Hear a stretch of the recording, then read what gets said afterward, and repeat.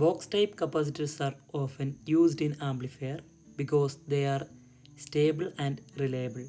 These capacitors usually comes in rectangular plastic box shape which protect the internal component from moisture and dust.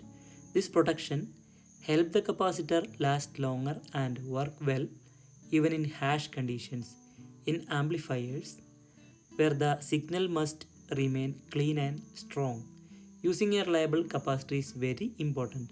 These capacitors are known for having low internal resistance and inductance. This means they allow AC signals like audio signals to pass through easily without adding noise or distortion. In an amplifier circuit, this is crucial because even a small change in the signal can affect the sound quality.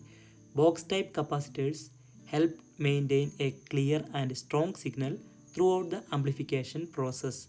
Another reason they are used in their accuracy and consistency in capacitance value.